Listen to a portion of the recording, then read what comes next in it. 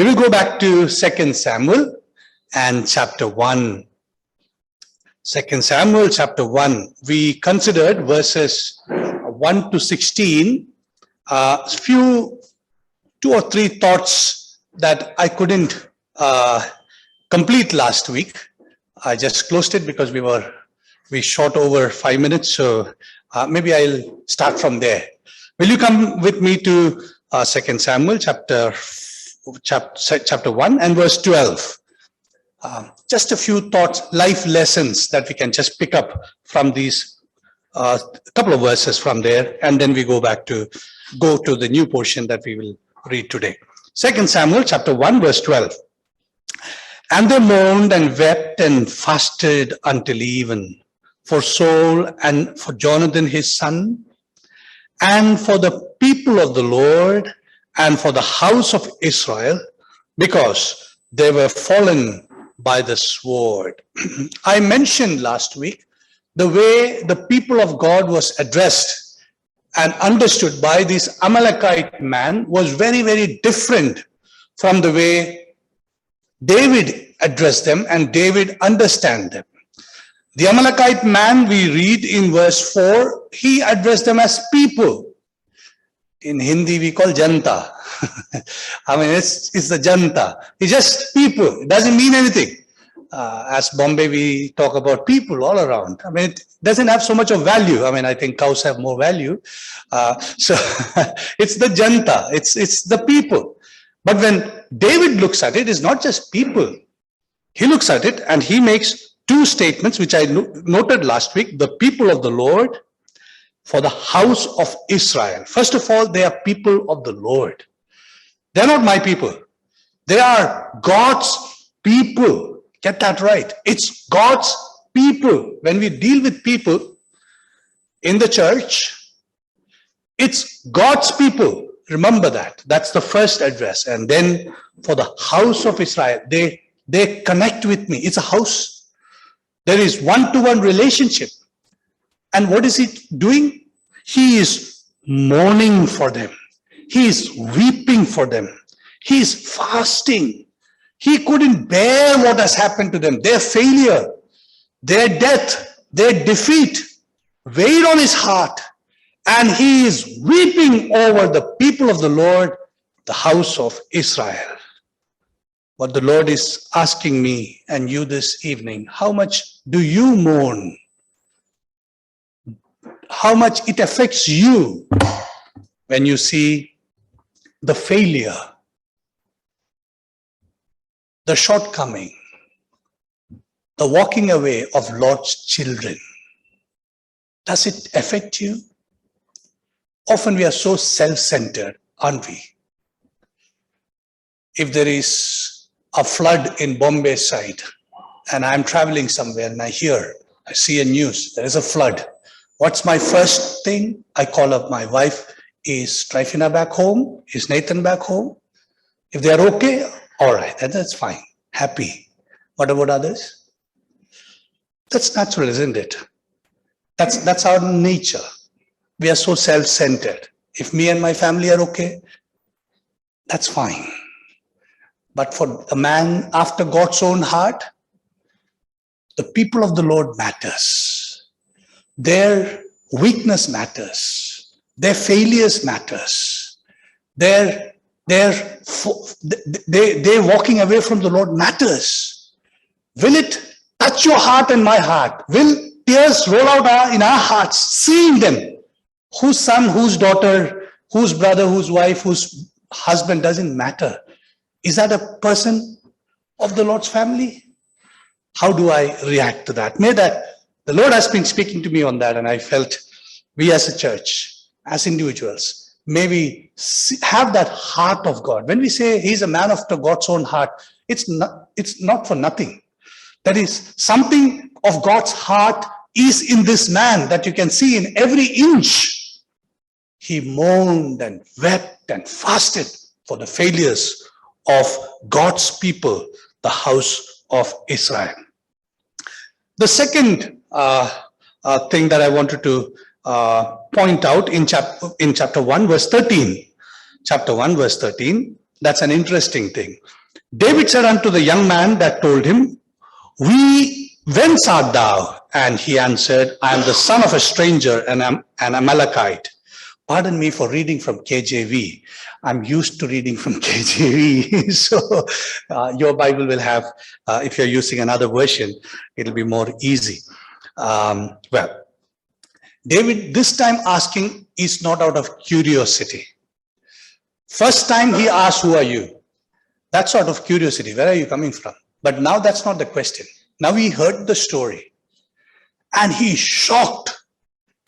And he wanted to know, who is this guy so heartless, who has no fear for lifting his hands against Lord's anointed? Who are you? Where are you from, man? That's an outrageous question that he is asking. And the man is answering without understanding what he is confronting. He's answering, I am the son of a stranger, an Amalekite. He just connected his connect to the people of God. What's his connect? I'm a stranger, an Amalekite. Stranger means, I explained it last week, that he is a resident, immigrant in Israel. That's his connect. He has been an Amalekite by origin, country of origin, but moved into Israel, now settled in Israel. An Amalekite settled in Israel, and that's something would have, something that we can just think through for a moment.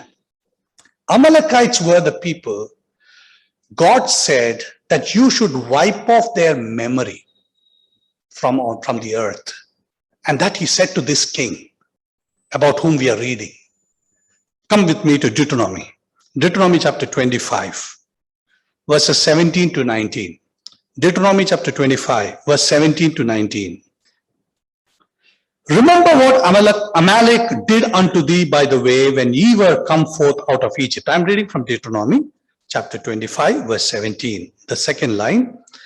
How he met thee by the way, Amalekites, and smote the hindmost of thee, even all that were feeble behind thee, when thou wast faint and weary. That was a terrible attack. It was not a manly attack. Comes from behind. Pick up the weak and the feeble, maybe an old people, young children, walking slowly. Attack them. Terrorize people. That was such a terrible way of attacking anybody. There was absolute wickedness involved in the way they have come. And he feared not God. That's what Amalek. Therefore, it shall be when the Lord thy God hath given thee rest from all thine enemies round about, in the land which the Lord thy God giveth thee for an inheritance to possess, what you should do, that thou shalt blot out the remembrance of Amalek from under heaven, thou shalt not forget it. It's a clear-cut commandment. It is supposed to be a consequence to the nation's nature. It's not the first time that they were doing. That's their nature. They feared not God. They didn't consider that there is a God of a universe who looks at your behavior. They absolutely have no botheration about that. And they did the worst kind of an attack to Israel, and God said, remove them. Blot their memory, not just geography, memory. They should not be even mentioned anymore. Irony of this Amalek in Saul's life is so clear. When people said we wanted somebody to go before us to war, we wanted a leader to go for us. That's how Saul was brought in, according to their mind, according to their whims and fancies, according to what they understood a king should be. And to go before them, to do what? To blot out the names of Amalek and like-minded people. That's what their job. That's what the job description, the JD, given to Saul. Now, what did he do? For Samuel 15, we see he had a fight with Amalek. And what did he do? He defeated them. Yes, wonderful. But He saved the king of Amalek. And he saved the best of Amalek. The nice cattle, well-looking stuff, goodly looking things, all that things he saved. Good things you keep aside. The rest of the memory can be done away with. Why saving the king? It's a collector's item. We see about another king. He had some dozens of kings under his table. That's a collector's item. So the king, I have a servant. That's a king. Oh, that's a king of his Amalek. He's the one who is bringing you the tea and coffee for the evening. So you keep the good stuff for your own glory. Amalek, remember, the one about whom God said, blot out their memory. They're not the ones that I wanted to see on earth. And he saved them. That's the time Samuel came and said, you have forfeited your kingdom, your crown. Your crown is lost for you. This is the time your disobedience, willful disobedience, and trying to lie through your teeth to Samuel. Oh, I brought it all for the God's glory, for the sacrifice to the Lord. Lie. God doesn't want to get Amalek's king to be sacrificed anyway, even if it's the cattle that he talks about. Come on. God said, its obedience is better than all your sacrifices, man. You have forfeited your kingdom. Your crown is lost for you. That's the time he fell. Amalek. Because of it, he lost the crown. Now we have here an Amalekite holding his crown, standing in front of David. What an irony. What an irony. What you fail to do as God's commandment comes back and bites you. May that lesson gets into our head. If the Lord said, don't have relationship with such and such person, such and such things, destroy them from your life. And if you enter into a treaty with that for your own benefit that you think is beneficial to you, you are getting a pet serpent full of poison in your home, in your life. It will bite you back. He wanted to glorify his crown by saving Amalekite and the good things. He lost his crown. And figuratively, if you look at it, so symbolically, an Amalekite ultimately comes back carrying his crown to David. What a tragedy, what a tragedy. In a loose sense, you can say that failing to kill the Amalekite king, Saul forfeited his life. And according to his story, Amalekite has killed him, which is a lie, but then that's his story. And this man ultimately lost his life killing Saul himself, according to his story. Well, one other thing that I want to point out here. Verse 14, David's response to the Amalekite. How was thou not afraid to stretch forth thine hand to destroy the Lord's anointed? How on earth you were not afraid to stretch your hands against God's anointed? And you have an example in that same chapter. In verse 4, there was an armor bearer to whom Saul pleaded, would you please kill me? I can't bear. The enemy comes and abuse me to death. Please kill me. It's a mercy killing in our modern language, if you want to say. And we read there in verse 4, armor bearer feared. And he will not do that. He was sore afraid. Sore afraid. Armor bearer is a warrior himself. He's not afraid of blood like some of us are. You see the blood and we faint, some of us, right? Not those who are from the medical field, but common people like us who are okay seeing the figures, not the blood. So, well, armor bearer has no fear about death. He sees death all the time. killing. They are made to, I mean, they are trained to kill. That's what an army does. I've been in NCC for many years. That makes you become tough. And they literally they do some stuff in the camps to make you tough.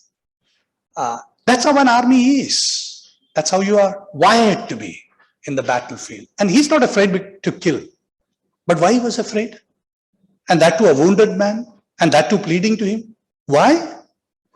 That was a clear commandment.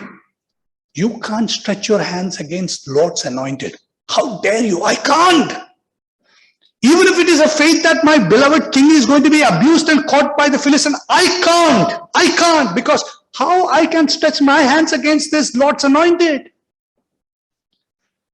Same sentiment you see in David before.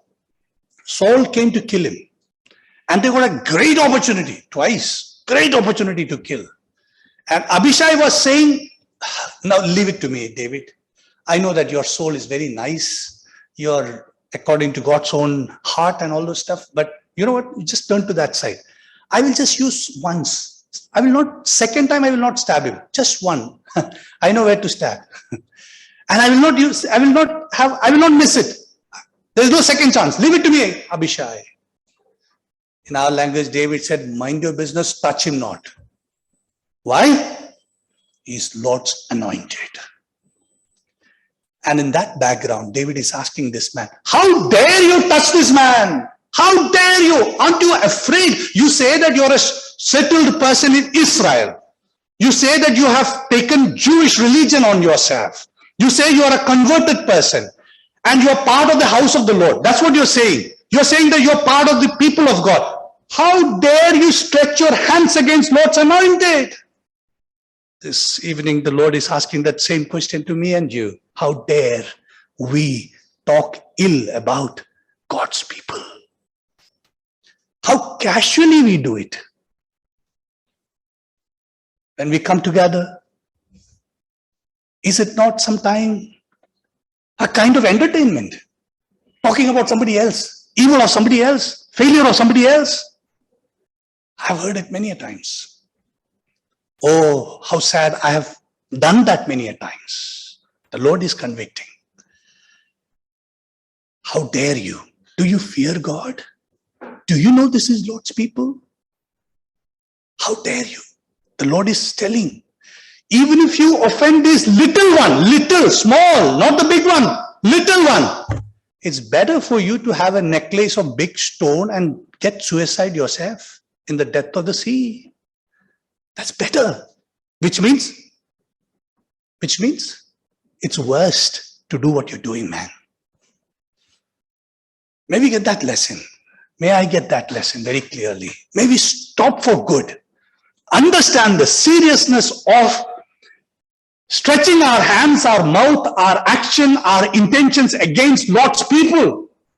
It's Lord's people. It's the house of Israel. It's house of God.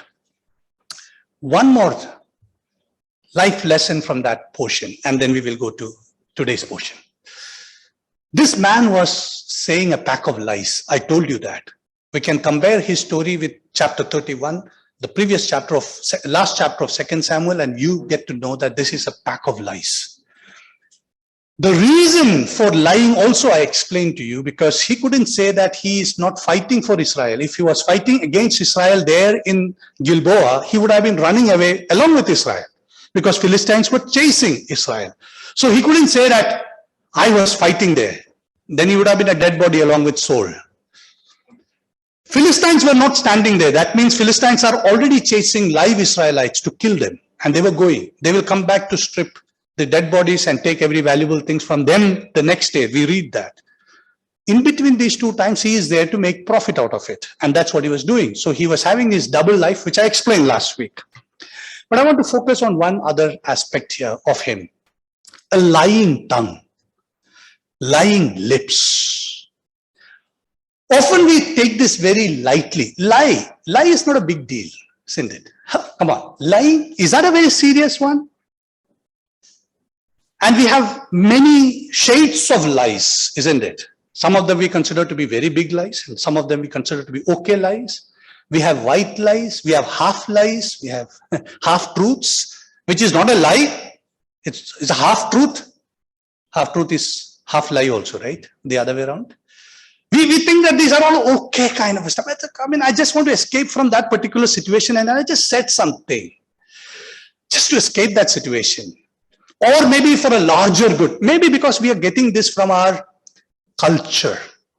Because the prominent religious culture that we have in our country, in their scriptures, this is glorified if you are lying for a good thing.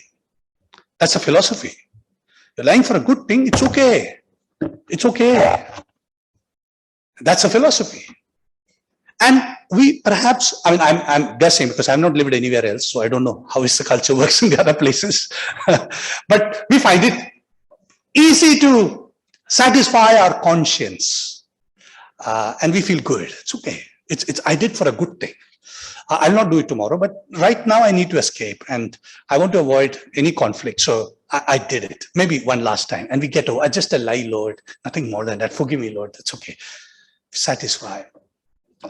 We do that because we don't understand the seriousness, how God looks at lies. I don't know whether you have noticed. 10 Commandments has this. If you haven't, because we have seen do not kill, etc., big stuff. Maybe have a look at that. Leviticus 19:11. Leviticus 19:11. Do not steal, we do. Do not lie also is there, isn't it? Falsehood, lie. And in some translations, it's very clear. Do not lie. It's as simple as that. Do not deceive one another. It's the fundamental principle. 10 Commandments is a fundamental codification of the moral life of Israel, isn't it? This is a fundamental. From here you expand. The basic. Don't lie. Simple. In Proverbs chapter 12, verse 22, we read, the Lord detests lying lips, but he delights in people who are trustworthy. He detests lies. In John chapter 8, verse 44, we are seeing a description of devil. That's in John chapter 8, verse 44. And we read, what do we read? He's a liar. Who? Devil. He's a liar and father of it. Sometimes perhaps we would say, some kinds of lies we don't even understand. I'll tell you one of that I was addicted to. Exaggeration. Just exaggerate. I mean, I enjoy doing that. Hyperbolic, big stuff and do talk more than the situation. That's a lie. It took a while and it took a marriage for me to understand that. Where my dear friend would tell us that's more than what was. It's a little exaggeration in a very graceful way. And I started noticing it. Oh, yeah. And it's bordering lie. It's as simple as that. It took some time for me to come in terms with it. First you justify it, then you trivialize it. And ultimately the Lord catches you, and that's why you get married, right? That's why you have somebody who can reflect on you. God worked in my life. I'm not saying I'm still out of it, but I guess at least last couple of years I have not get a reflection from my wife. Either I have got improved or she must be thinking this fellow is never redeemable. Either of that has happened, it looks like. But what I'm trying to say is, don't trivialize it. Realize, yes, there is a lie involved in that. Cut it. Sometimes we'll think, if that's the kind of life and standard that we have to hold, can we live in this world? A little bit of lie here and there, a little bit of change of our tax statements here and there, a little bit of exaggeration, telling only some part of truth so that the other person will somehow manage to figure out something else which I want to hide. God sees the heart, my friend. God sees the heart. He knows what you're doing. Even if you have not told it, it's in your heart. He knows what you've done and he will count it as you have done it. May the Lord speak to us very, very strongly. Every idle word, Matthew 12, verse 36 and 37. Every idle word that men shall speak, they shall give account thereof in the day of judgment. For by thy words thou shalt be justified. The other side, by thy word thou shalt be condemned. Both. Your words matters. Your words matters. May we pray with David as he prayed in Psalms 141 and verse 3. Set a watch, O Lord, before my mouth. Keep the door of my lips. May we make that prayer. Let's come to chapter 1, verse 17 onwards. Let's read verse 17. Chapter 1, verse 17. 2 Samuel, chapter 1, verse 17. David lamented with his lamentation over Saul and over Jonathan, his son. I want to dwell on this a little while. Lamentation of David. First of all, it's a beautiful, they call it elegy or a poem, a bereavement poem.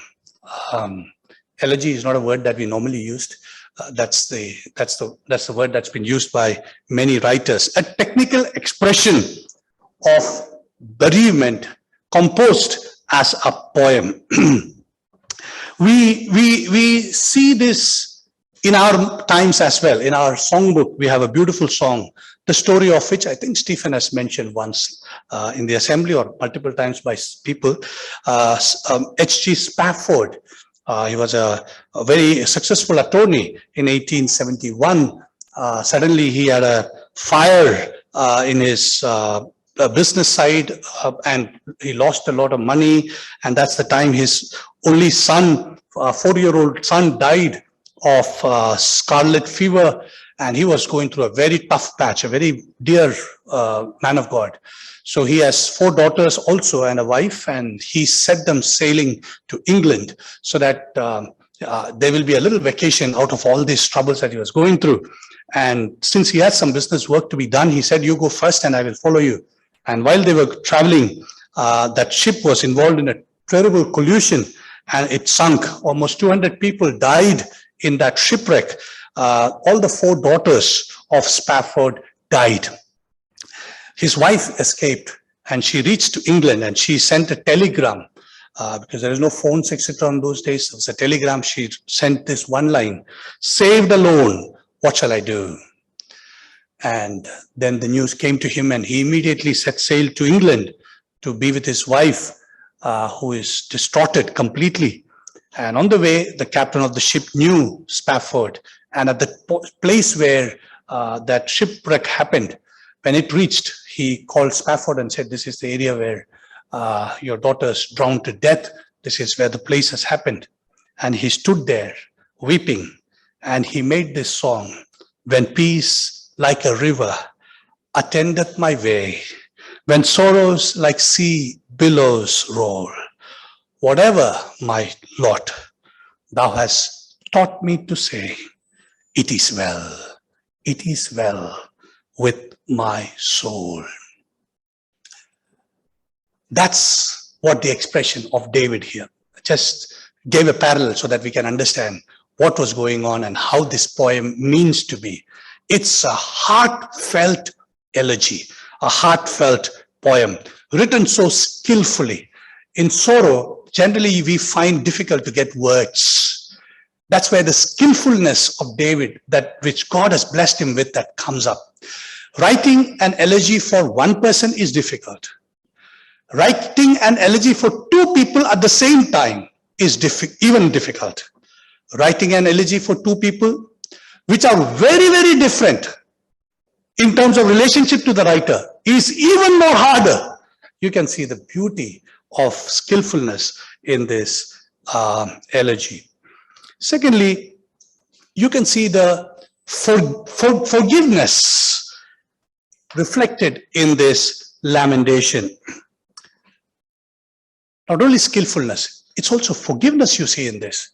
Why do I say that? We know Saul was a bitter enemy for David. You have any doubt? Read 1 Samuel from chapter 16 onwards. He was a bitter enemy. We know that. The past relationship with Saul, apart from the first few years, has been so terrible. He was haunting him like a dog. We know that. But in this poem, anybody who has not read 1 Samuel and reading this poem of David will never ever get even an inch or iota of suspicion that there was a bad past with Saul. It is completely forgiven. David remembers all the good things about Saul out here. We see this reflection of God's heart in many people in the scripture. One example could be Paul the Apostle. We know that Jewish people were mad at him. They just want to kill him at any cost. But when it comes to Romans chapter 9 verse 3, we read, "For I could wish that myself were accursed from Christ for my brethren, my kinsmen, according to the flesh." He's talking about Jews.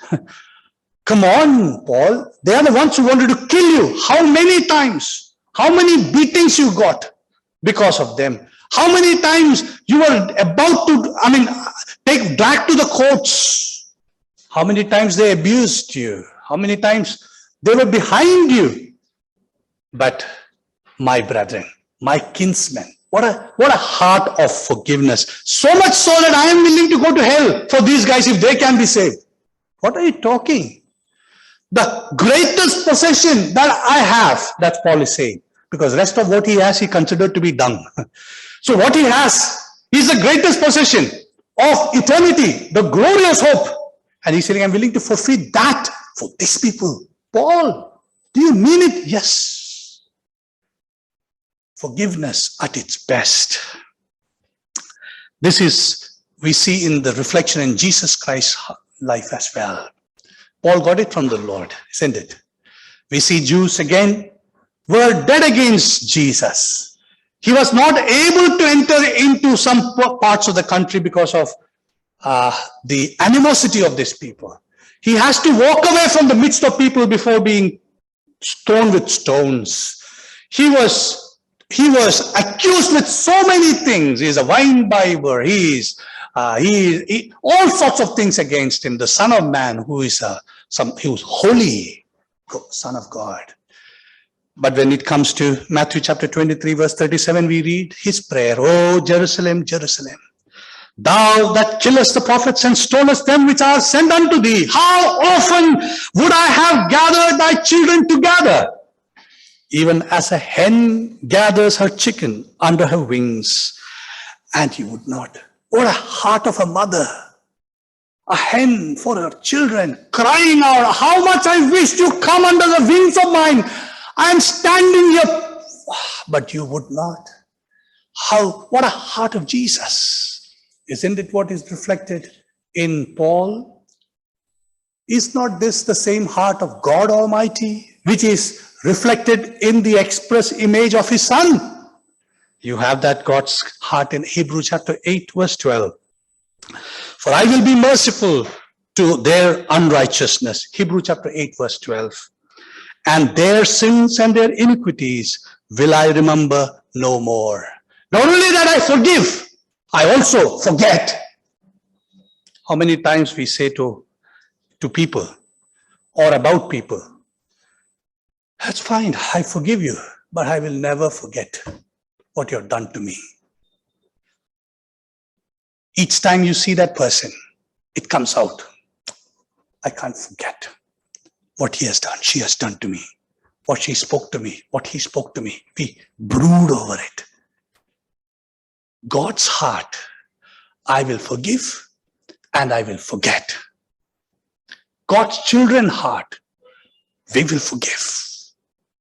David's heart, I will forgive. Even my greatest enemy, Saul, forgiven. And that's what this elegy talks to us. That's what this lamentation talks to us. It shows and reflects forgiveness of David. How is your heart, dear friend? Thirdly, it reflects selflessness of David. Selflessness of David is reflected in this poem. Why do I say that? David is at a point where the crown of the king is awaited and about to come to him. His current situation, if you look at it, it's terrible. Because we read in 1 Samuel chapter 29 that he was ejected by Philistines to be part of them. He lives in Philistine land in their mercy. And he thought he could become somebody. And I don't know what was his thought was when he was about to go to fight against Israel at that point of time. I don't know.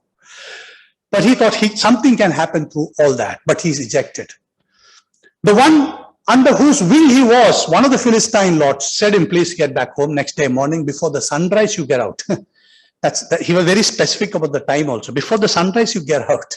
It's an order firing. Get out, man. Don't argue with me. Get out. I love you very good, but get out. And now they have won Israel's battle in their own terms. All the 5 Philistines lords, they're coming back. How much value David has anymore in Philistine land? How much value David has? We don't need David to attack Israelites, man. They thought that they have somebody. It's like England coach training Indian cricket team.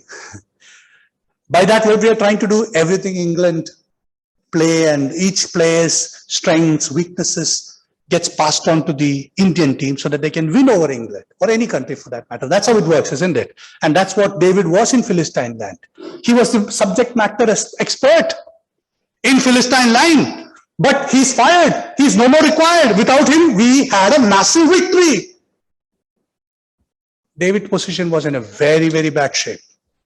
On top of it, Siklag, the city that he was living, burnt down.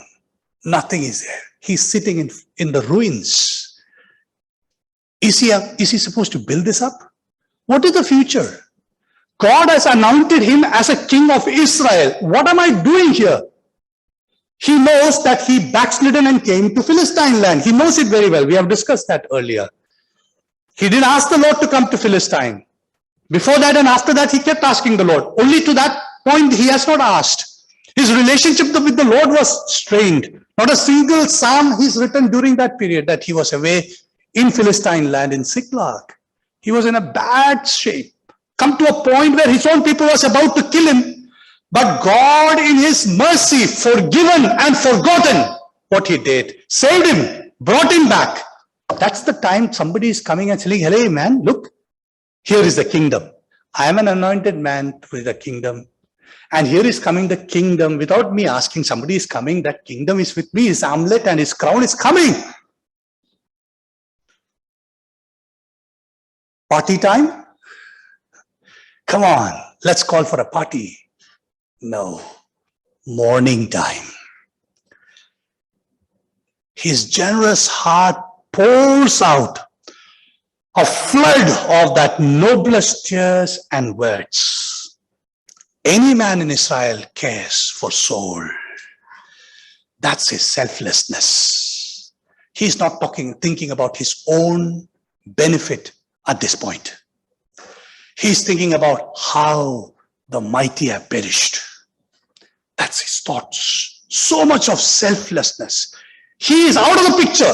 His current situation is out of the picture. His future prospect is out of the picture. I am pouring out myself to the failure of my people and the king and his sons. Selflessness of David reflected. Genuineness of David also is reflected here. We sometimes feel, is it a play act? In our modern language, corporate world, we would say it looks like a PR exercise. It is not. It is not a PR exercise.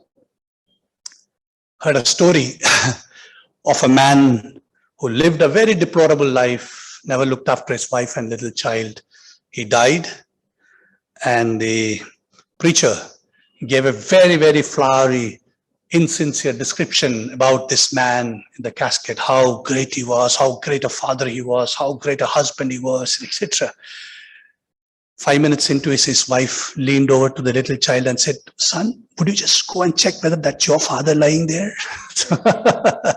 Well, that's not what's happening here. He is truthful to what he is saying. When it comes to Lord's anointed, David nursed no grievance against Saul. You can see this after David became a king also. When David was dethroned by his son, and while he was going, there was a man, you remember that man, who came and thrown stones at David and said that you got what you want, what you should have, what you deserve and stuff like that, all sorts of curse against David. And somebody said that, "Can I just take his head off, please? I mean, then that talking will not happen." Very simple solution. And David said, "Shut up." I'm using our language, okay? It's not there in the Bible. If the Lord has sent him to do that to David, you have no business to shut him down. That's what the principle David applying here. If Saul has chased me like a mad dog, I have no business. The Lord has anointed this poor soul. It's not his fault in that sense. Are you getting what I'm trying to say? I have no grudge against Saul. It's beyond us, isn't it? I mean, humanly speaking, we can't even think and imagine how a heart can be like that. It's not for nothing. He is called having God's own heart. Not for nothing. What a heart it is. And David is genuine every time. We have another man, an interesting man in Nabal, David's life, right? We have it in 1 Samuel chapter 25. This was a wicked fellow, real wicked fellow, tangless fellow. He was not Lord's anointed for sure. And this fellow has done something really against David. He just sort of abused David, and David was ready to chop him off.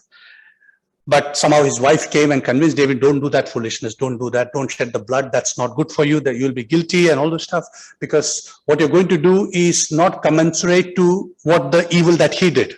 It is not, it's not equal, so don't do that. And he agreed and he saved it. Later he heard that Nabal died. And you want to see his elegy? What he wrote there? 1 Samuel 25 verse 39. And when David heard that Nabal was dead, he said, "Blessed be the Lord." Praise the Lord. That had pleaded the cause of my reproach from the hand of Nabal, and had kept his servant from evil. The Lord hath returned the wickedness of Nabal upon his own head. David is straightforward of what he believes. And he said that. He recorded it. No mincing of words. If that is what the case of Nabal, that's the case here in Saul also. He is not play acting. He is not doing a PR exercise. He is pouring out his heart. He has forgiven. It's the genuineness that you see here. David's lamentation, we would never guess what Saul did to him. What did he do here? Every negative thing that he has against David, David said that to his face. When Saul was alive, everything that he wanted to say negative about Saul, David said that to his face. You have that in chapter 24 of last book, 1 Samuel. Chapter 24, verses 11 to 15 you have. Chapter 26, verse 19 you have. Every time, anything that David wanted to tell him on his face, what he is doing is wrong, David said that on his face. Never said that behind him. Perhaps one exception that you can show me, that would be in 1 Samuel chapter 20, when he was talking to Jonathan, son of Saul, saying that your father is intending to kill me. That's a fact. It was not an allegation. Jonathan was not sure about it. And Jonathan said, "Let me check and come back to you." And then he checked and came back saying, "Yes, you're right." Except for that, that's also not an allegation. That's a fact he wanted to tell to his friend, his brother, covenant brother. That's what it is. You see one big lesson here. Never ever. David spoke against Saul behind him. He said the truth. He said the truth on his face. So we know David is not faking. He is not telling lies about David. One other lesson that I pick up from here to myself is David was deliberately selective of what he wants to pick up from Saul's life. He is not blurting out everything of Saul's life in this elegy. He is deliberately picking up the good stuff of Saul's life, which really happens in Saul's life, which was there in Saul's life. He picked that up and he covers all the bad things of Saul from this elegy. He is deliberately selective. Will you remember the verse? Love covereth multitudes of sins. Perhaps Solomon learned from this lesson. We have in Proverbs chapter 10 verse 12. Hatred stirs up strife, but love covers all sins. And Peter would have perhaps picked up from that proverb in 1 Peter chapter 4 verse 8. And above all things have fervent love for one another, for love will cover a multitude of sin. I want to pick up one lesson and close it here. Honesty doesn't mean that you and I have to blurt out everything that we know about the other person. Sometimes we have that. We think that honesty means I have to tell everything about that person on his face. Not necessary. There is something called love as well in it. Love and honesty has to be mixed. When it needs to be told to the person on his face, tell that with grace. David, when he has to say, we see that he's calling Saul father. That's the word that he used there. He is with full respect. He gives the feedback directly to that person. But that person is no more. He's very selective. For the future generations to know about Saul, David would never wanted them to know Saul as a wicked person. He's very, very careful. His lasting lament has his genuineness reflected of his goodness that we have. May we learn a big lesson out of it. In the name of righteousness, truthfulness, honesty, let us not feed into our egos. Let's not feed into our satisfaction of our flesh, of revenge. May we learn to be selective, to bring the other brother, sister in the better light. That can happen only if I have a heart of forgiveness, if I have a heart of love, if I have a heart of truthfulness and genuineness. May the Lord bless us with those characteristics that we see in this man David.